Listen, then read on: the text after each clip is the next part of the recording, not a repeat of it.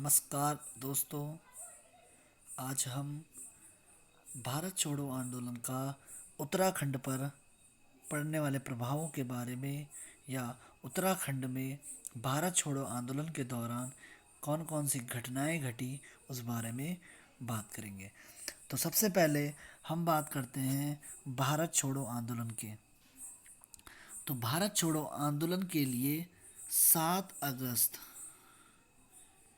1942 7 अगस्त 1942 में बम्बई में, कहाँ, बम्बई में 7 अगस्त 1942 को बम्बई में एक अखिल भारतीय समिति की एक बैठक हुई और इस बैठक में भारत छोड़ो नामक जो ऐतिहासिक प्रस्ताव है वो पंडित जवाहरलाल नेहरू जी के द्वारा इस प्रस्ताव को पेश किया गया था।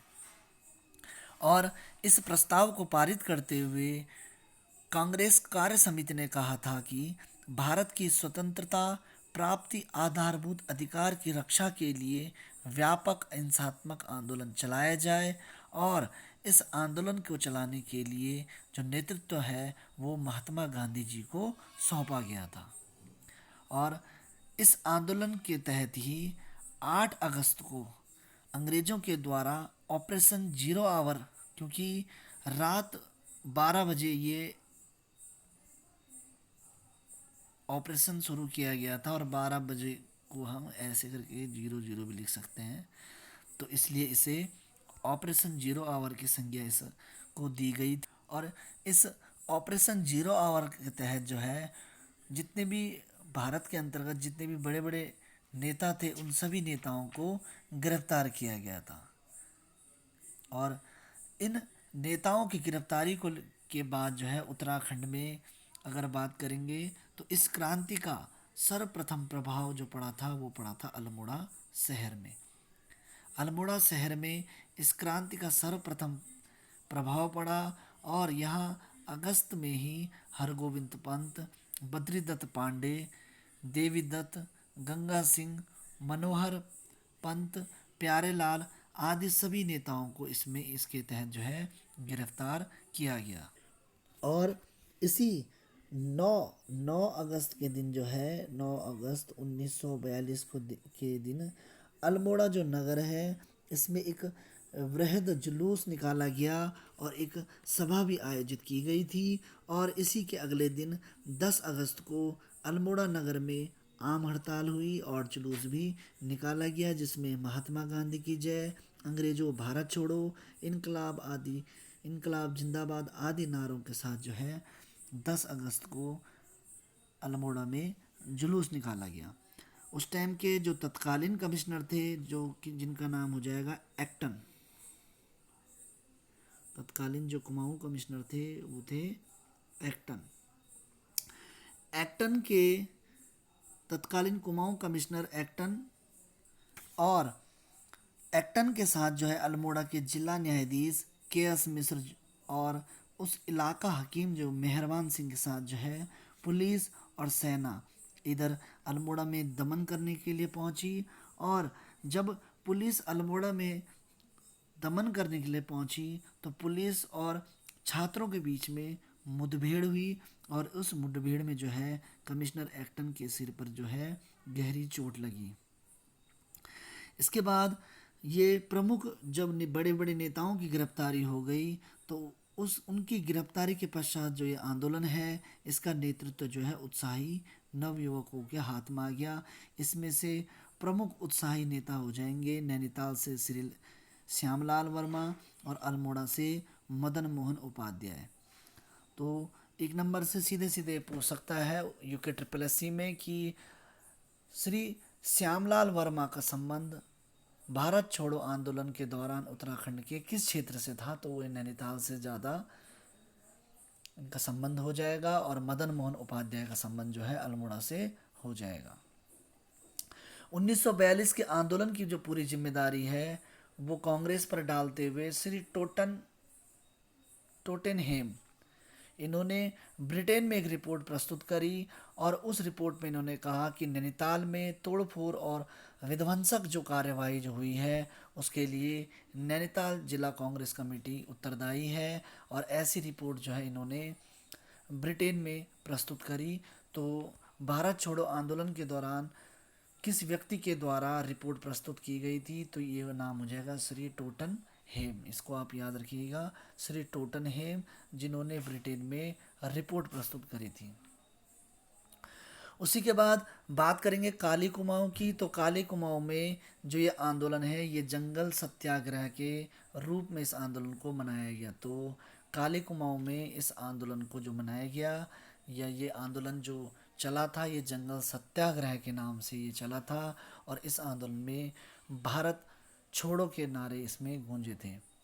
मल्ला जौहर में 25 अगस्त को भगवान सिंह धर्मसक्तु ने दरकोड़ धार मेले में विशाल जम्मू के समक्ष इस आंदोलन का नेतृत्व संभाला। और दीवान सिंह तथा कप्तान दिलीप सिंह के नेतृत्व में भलोन पाटकोट का जो डाक बंगला है इसमें को जला दिया गया। दीवान सिंह जिनकी बरेली भूख हड़ताल में ये शहीद हुए थे और इनके ऊपर जो है व्यक्तिगत मुकदमा चलाया गया। फिर इनको बरेली जेल में इनको शिफ्ट कर दिया गया और वहीं पे इन्होंने भूख हड़ताल करी। और उस भूख हड़ताल में दीवान सिंह भाकुनी ये शहीद हुए थे। दीवान सिंह भाकुनी की स्मृति में ही पंडित गोविंद वल्लभ पंत की प्रेरणा से दीवान सिंह स्मारक चिकित्सालय के नाम से उनके गांव डॉन परेवा में एक आयुर्वेदिक चिकित्सालय की भी स्थापना की गई है। तो दीवान सिंह भाकुनी को भी आपको याद रखना है कि इनकी जो मृत्यु है वो बरेली भूख हड़ताल के दौरान इनकी मृत्यु हुई थी। इसके बाद अगला नाम इसमें आता है दिलीप सिंह। जो कप्तान दिलीप सिंह जो हैं इनके नेतृत्व में, कप्तान दिलीप सिंह और दीवान सिंह के नेतृत्व में ही भलौन पाटकोट का डाक बंगला जलाया गया था। और दिलीप सिंह के पास इस भारत छोड़ो आंदोलन या इसे अगस्त क्रांति के नाम से भी जाना जाता है, इस दौरान इनसे बारूद को बरामद किया गया था और इस कारण इन्हें लंबे कारावास की इनको सजा हुई थी। इसके बाद आगे बात करेंगे दीवान सिंह सिल्ली के नेतृत्व में ही जो कार्यकर्ता है इन्होंने टोटा सलीम को लीसा जो है उसको फूंक डाला था। और श्री दान सिंह और उनके साथियों ने नैनीताल में जंगलात कार्यालय को भस्मीभूत कर दिया था। तो श्री दान सिंह का संबंध आपको नैनीताल से याद रखना है और इन्होंने नैनीताल में जंगलात के कार्यालय को इन्होंने भस्मीभूत किया था। दीवान सिंह भाकुनी के अनुसार बताया गया कि इन्होंने बताया है कि नैनीताल में एक प्यूड़ा मिडिल स्कूल, इस प्यूड़ा मिडिल स्कूल के जो छात्र थे इन्होंने रसोइया धर्मानंद के नेतृत्व में प्यूड़ा पोस्ट ऑफिस में तोड़फोड़ करी। और इसमें सीधे सीधे यूके SSS में पूछ सकता है कि भारत छोड़ो आंदोलन के दौरान प्यूड़ा मिडिल स्कूल के छात्रों ने किस व्यक्ति के नेतृत्व में पोस्ट ऑफिस में तोड़फोड़ करी, तो नाम हो जाएगा आपका रसोइया धर्मानंद। इसमें आपको कुछ व्यक्तित्व के नाम याद रखने हैं जिसमें पहला नाम आ जाता है मदन मोहन उपाध्याय। तो मदन मोहन उपाध्याय का जन्म द्वाराहाट के निकट बामनपुरी ग्राम में इनका जन्म हुआ था। और जब 1942 के भारत छोड़ो आंदोलन के दौरान जब गिरफ्तारी हो रही थी तो उस गिरफ्तारी के दौरान ही ये रानी खेत से ये लापता हो गए। और लापता होने के बाद ये अरुणा आसफ अली, अच्युत पटवर्धन जैसे शीर्षस्थ नेताओं के साथ गुप्त रूप से देश सेवा में लग गए। और इस अवधि में इन्होंने क्रांतिवीर पैम्पलेट के प्रसार के साथ ही भूमिगत रेडियो स्टेशन का भी संचालन किया। तो आपको याद रखना है कि जो मदन मोहन उपाध्याय हैं इनका संबंध हो जाएगा क्रांतिवीर पैम्पलेट बांटने से और साथ ही साथ इनका संबंध हो जाएगा भूमिगत रेडियो स्टेशन के संचालन से। इसी में ही अगला नाम आ जाएगा इसी क्रम में मोहनलाल शाह का। और मोहनलाल शाह का जो जन्म है, मोहनलाल शाह जी का जन्म 31 मई 1895 में अल्मोड़ा में हुआ था। और इनकी जो प्रारंभिक शिक्षा है वो अल्मोड़ा से ही हुई। और इनकी उच्च शिक्षा जो है वो इलाहाबाद से हुई। इलाहाबाद से इन्होंने एमए और एलएलबी किया था। इलाहाबाद उच्च न्यायालय में ये फिर एलएलबी करने के बाद सर इकबाल अहमद और प्यारेलाल बनर्जी के जूनियर के रूप में इन्होंने इलाहाबाद उच्च न्यायालय में कार्य किया। और इसी दौरान ये इलाहाबाद उच्च न्यायालय में जब ये अपनी ट्रेनिंग ले रहे थे या फिर जूनियर के रूप में ये अहमद, प्यारेलाल बनर्जी और इकबाल अहमद के साथ ये कार्य कर रहे थे, इसी दौरान ये टिहरी राज्य के अधिवक्ता भी थे।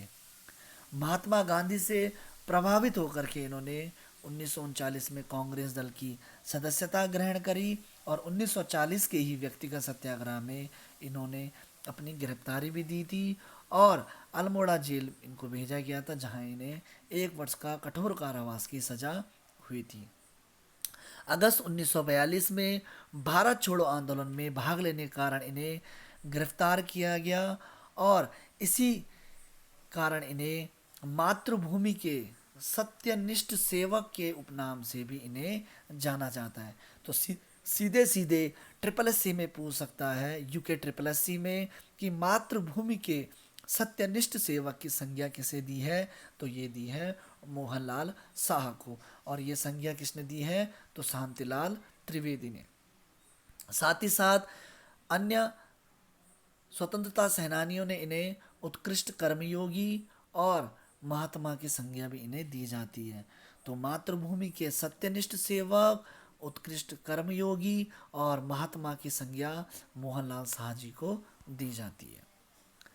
इसके बाद आगे बात करेंगे प्रमुख क्रांतियों की, कि 1942 जो भारत छोड़ो आंदोलन, जिसे अगस्त क्रांति के नाम से भी जाना जाता है, इस दौरान जो प्रमुख क्रांतियाँ उत्तराखंड में हुई, इसमें सबसे पहला नाम आता है देघाट गोलीकांड।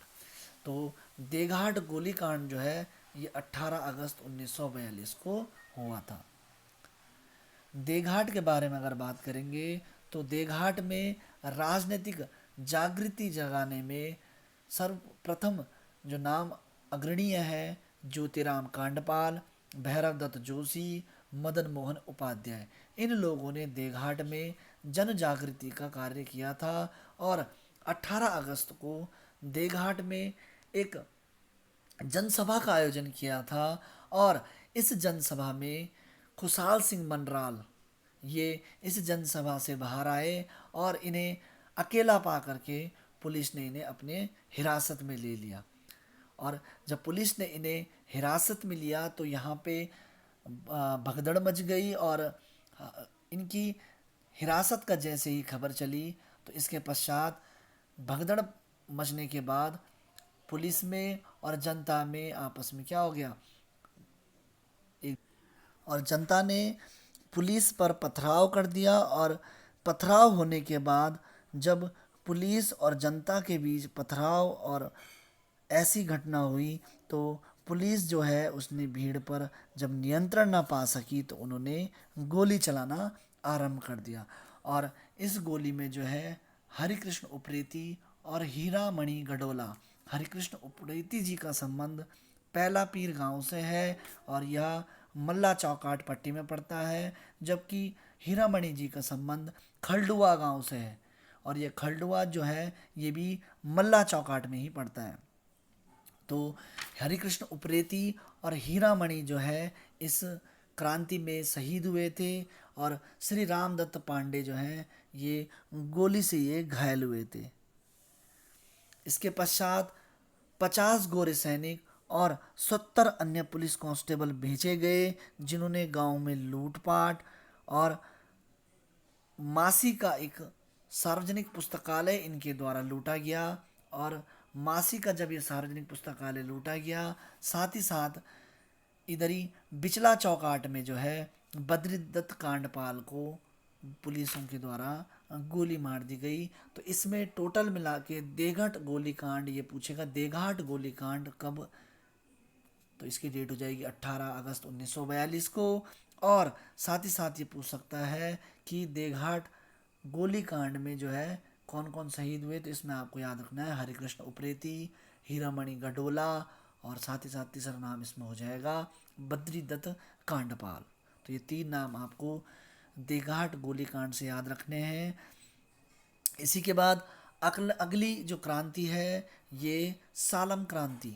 तो सालम क्रांति की डेट जो है अलग अलग पुस्तकों में अलग अलग दी गई है, लेकिन इसकी डेट आप 25 अगस्त, ये आपके परीक्षावाणी में भी दी गई है, 25 अगस्त 1942।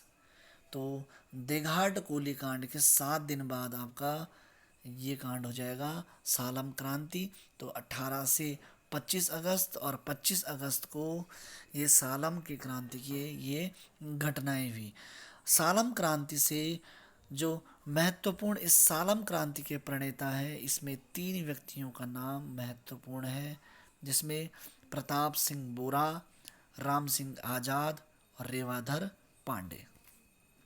तो सीधे सीधे पूछ सकता है कि निम्नलिखित में से किनका संबंध भारत छोड़ो आंदोलन की उत्तराखंड में सालम क्रांति से है। तो प्रताप सिंह बोरा, राम सिंह आज़ाद और रेवाधर पांडे, तो ये 3 जो है इस क्रांति के प्रणेता हो जाएंगे।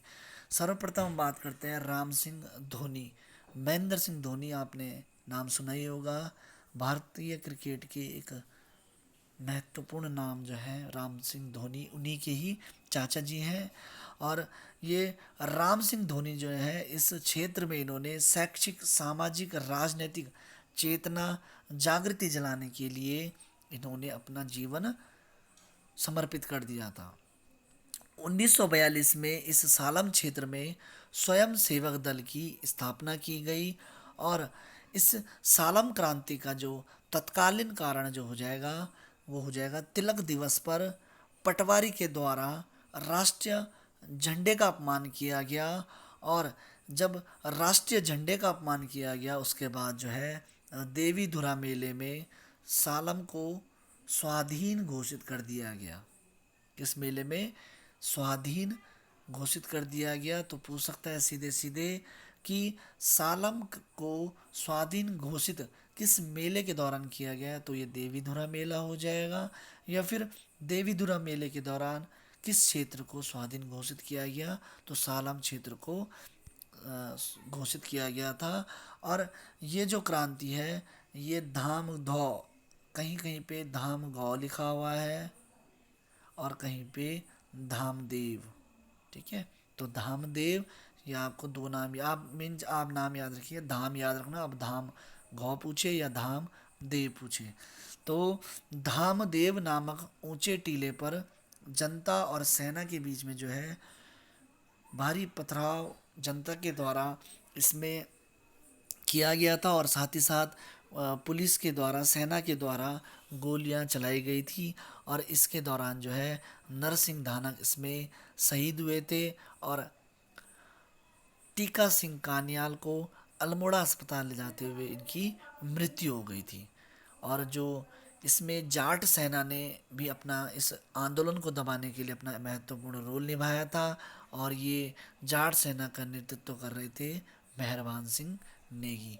तो मेहरबान सिंह नेगी जो कि उस टाइम पे डिप्टी कलेक्टर थे।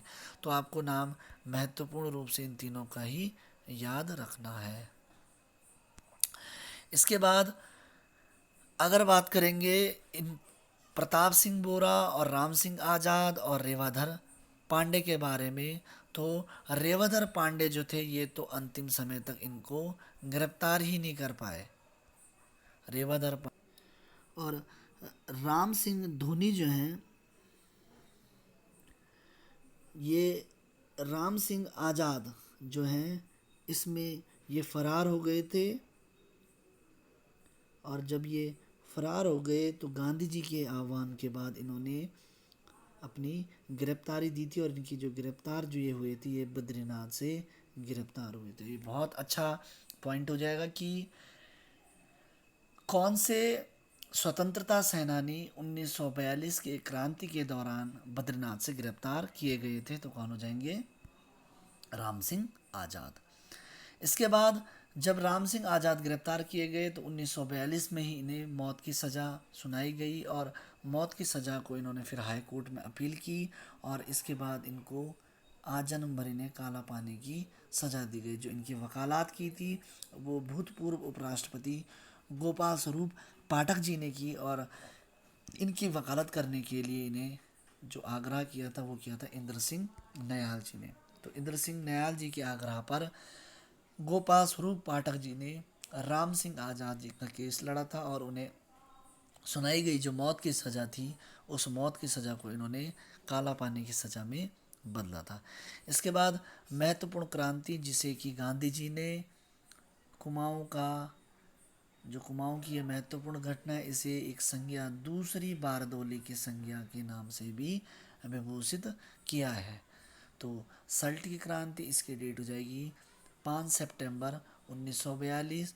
तो 5 सितंबर 1942 को सल्ट में खुमाड़ जो कि सल्ट कांग्रेस का मुख्यालय हुआ करता था, खुमाड़ में रानीखेत के जो एमडीएम है जॉनसन और जो एमडीएम है या इन्हें परगनाधिकारी बोले परगनाधिकारी एमडीएम जॉनसन ने इसी कुमाड़ क्षेत्र में एक सभा का आयोजन किया गया था और ये सभा गंगा दत्त शास्त्री की अध्यक्षता में खुमाड़ में चल रही थी। तो ये महत्वपूर्ण क्वेश्चन हो जाएगा कि सल्ट क्रांति के दौरान जो खुमाड़ में किस व्यक्ति की अध्यक्षता में सभा का आयोजन किया गया था?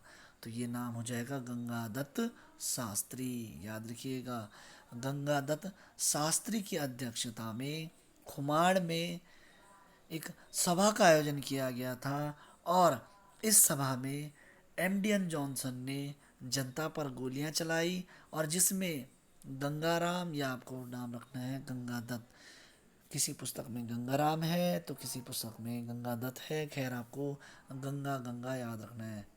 तो गंगाराम या गंगा दत्त और दूसरा नाम इसमें हो जाएगा खीमदेव या खीमानंद। तो दोनों नाम आप याद रख लीजिएगा, गंगा और खीम या खीमा किसी भी प्रकार से पूछ सकता है, किसी भी बुक से ये पूछ सकता है। तो आपको नाम रखना है गंगाराम या गंगादत्त, खीमदेव या खीमानंद। इन दोनों की इसमें ये दोनों शहीद हो गए थे और घायल चूड़ामणि और बहादुर सिंह ये 4 दिन बाद ये शहीद हुए थे। ठीक है, तो इसमें टोटल मिला करके गंगाराम, खीमदेव, घायल चूड़ामणि और बहादुर सिंह ये 4 लोग जो हैं इसमें शहीद हो जाएंगे।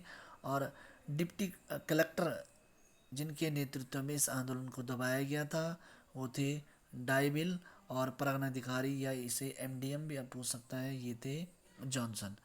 ठीक है, और सल्ट जो था इसे राष्ट्रीय आंदोलन का इस टाइम पे तीर्थ स्थान भी से कहा जाता था और क्रांतिगढ़ के नाम से भी इसे विभूषित किया जाता था।